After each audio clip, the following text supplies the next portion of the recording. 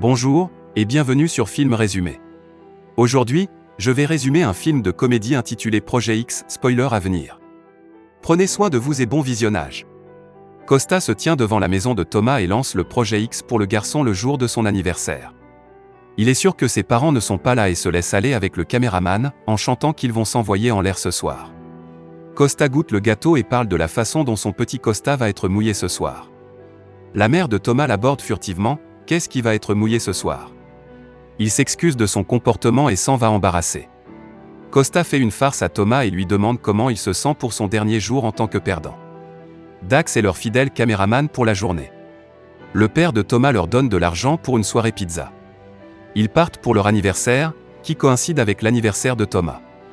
Son père sait que Thomas invitera quelques amis, 4 ou 5 au maximum, personne n'a le droit de toucher à sa voiture ou d'entrer dans son bureau, ce sont ses règles. Dax enregistre secrètement la conversation entre la mère de Thomas et son père. Elle s'inquiète de laisser Thomas seul tout le week-end, mais son père mentionne qu'il est un peu perdant et que tout ira bien. Ses parents lui chantent joyeux anniversaire et lui offrent un minivan en cadeau. Costa ne pense pas que le minivan soit une vraie voiture, alors Thomas propose de prendre la voiture de Costa, car il n'en a pas. Pendant la conduite, Costa demande à Thomas s'il est prêt à faire la fête ce soir. Il n'est pas sûr, il ne préfère pas, il se dégonfle. Ils ont besoin de cette fête pour laisser un héritage. À l'école, ils rencontrent JB.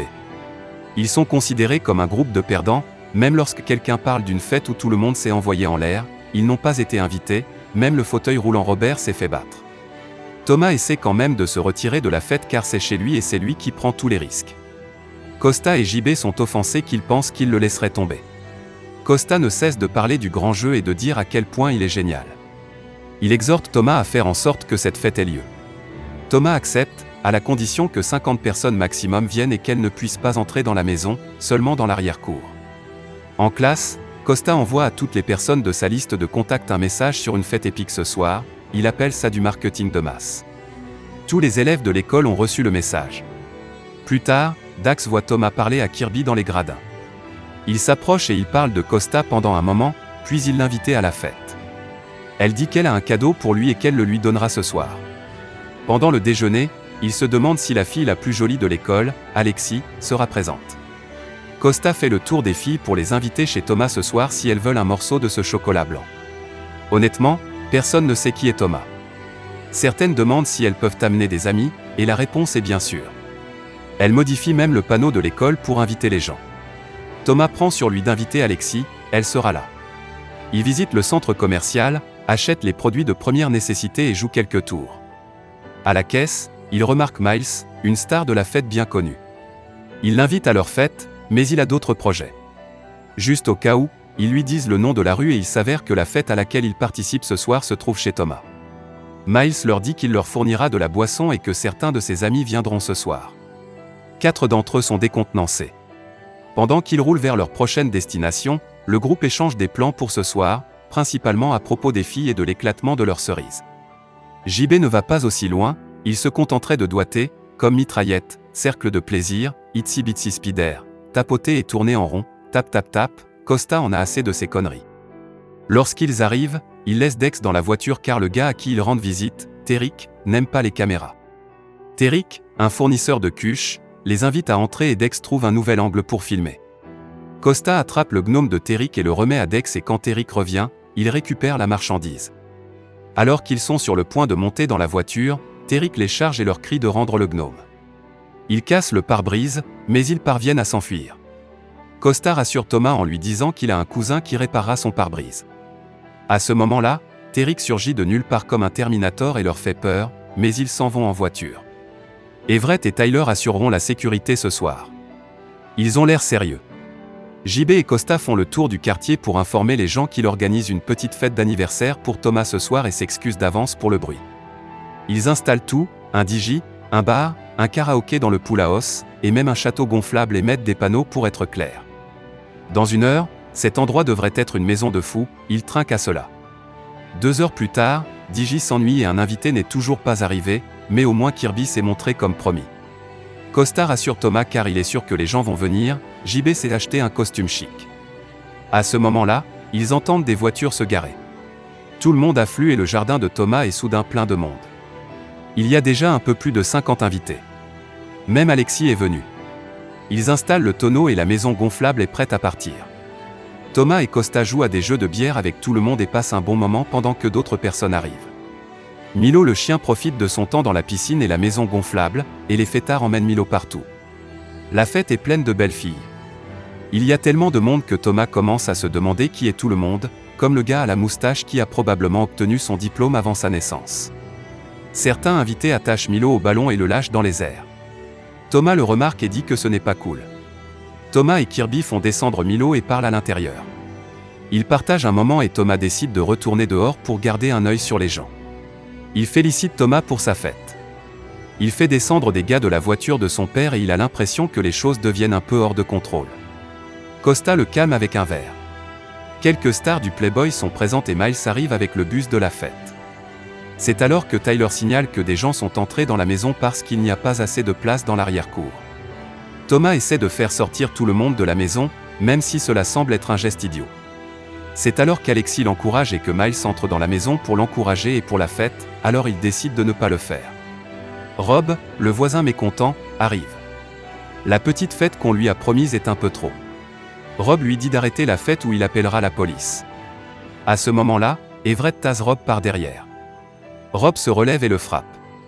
Costa dit que s'il appelle la police, ils publieront une vidéo de lui frappant un enfant, alors il ferait mieux de laisser tomber. Costa félicite Everett pour son héroïsme et pour avoir encaissé un coup de poing, sauvant ainsi la fête. Il lui demande d'espionner le voisin lorsqu'il appellera les flics pour qu'ils lui transmettent l'information par radio et il accepte de le faire. À l'intérieur, alors que Thomas ferme les zones, Costa le rassure en lui disant que tout est sous contrôle et qu'il aidera à nettoyer avant l'arrivée de ses parents. Il saute dans la piscine et quand une fille essaie d'entrer, Costa l'arrête et lui dit de lire le panneau, ça a marché, il est lui-même surpris. Après la piscine, les quatre sont dans la chambre de ses parents et se demandent comment le gnome est arrivé là. Alexis envoie un SMS à Thomas, des verres pour le garçon d'anniversaire, pendant que JB le distrait avec les jouets de sa mère. Costa répond à Alexis, je veux ton popotin aussi maman. Thomas est gêné, mais après un moment, il danse avec Alexis et elle lui murmure de rentrer. Ensemble, ils commencent à prendre un verre. Alexis a une manière particulière de le faire. Elle prend son verre, puis ensuite lui dit que c'est son verre. Soudain, Costa crie à Thomas que son père appelle, il doit répondre. Il répond et dit à son père qu'il ne pouvait pas répondre à ses appels avant parce qu'il était dans le jacuzzi. Son père lui dit qu'il espère que la maison sera propre quand ils reviendront. Il assure à son père que tout ira bien. Il continue à s'amuser. Costa reçoit un message radio d'Everett. Il l'informe que Rob se dispute avec sa femme, elle lui dit d'appeler les flics, mais il refuse. Everett est à l'étage de leur maison et refuse de sortir. Thomas et Kirby montent les escaliers et Dex les suit. Elle offre à Thomas son cadeau d'anniversaire, une photo de lorsqu'ils étaient adolescents. Thomas et Kirby s'embrassent. Après avoir entendu un bruit, Dex se précipite dans les escaliers. Everett dit à tout le monde d'aller dans le jardin, il a entendu Rob appeler la police. Il commence à fermer les stores et à nettoyer les bouteilles. La police arrive. Costa et Thomas les saluent et disent qu'ils font une petite fête pour l'anniversaire de Thomas alors que tout le monde essaie de rester tranquille dans le jardin. Les policiers remarquent qu'il y a beaucoup de voitures pour une petite fête et demandent s'ils peuvent jeter un coup d'œil. Costa décline et lui dit qu'ils ont besoin de sa permission pour entrer dans une propriété privée. Les flics partent en marmonnant que tout le monde est un foutu avocat de nos jours à cause d'Internet. Rob pense qu'il a gagné ce round. Ils entrent dans l'arrière-cour et remettent la fête sur les rails. Ils sautent du toit dans la piscine, boivent dans un tonneau sur un arbre, dansent jusqu'à ce que leurs jambes deviennent molles et inhalent de l'hélium pour le plaisir. Musique de Kid Cudi, la poursuite du bonheur, c'est de l'or. Jusqu'à ce que quelqu'un casse la fenêtre, mais Costa essaie rapidement de calmer Thomas, il a un cousin qui peut la réparer. Alors ça continue. Le gnome vole dans tous les sens, les gens s'accrochent aux lustres et les cassent. Thomas a remarqué que les choses ne se résument pas à une dose d'un jour, il fait une vidéo pour s'excuser à l'avance auprès de ses parents. Costa et JB le trouvent. L'homme à la moustache avait auparavant dit à Thomas qu'il avait découvert la fête par Craigslist, quelle façon de faire de la publicité, autre rebondissement lorsque JB révèle que l'annonce a été placée non seulement sur Craigslist mais aussi sur une station de radio. La fête est un énorme succès et Costa lui assure qu'il réparera toute la maison lui-même s'il le faut. JB mais mon esprit me dit non, mais mon corps me dit oui, ils vont dehors et tout le monde chante une chanson d'anniversaire pour Thomas. Je ne sais jamais comment agir dans ces moments-là non plus. Il continue la fête. À l'intérieur, une petite personne se comporte de manière arrogante et dure, alors un groupe de personnes l'enfonce dans un four. Alexis est à la recherche de Thomas. Thomas discute avec Kirby et passe un bon moment avec elle. Elle remarque qu'elle s'attendait à une petite réunion, mais que ça a pris de l'ampleur. Costa arrive et crie qu'il y a un petit homme dans le four. Ils ouvrent le four et le petit homme commence à casser des boules à tout ce qu'il voit.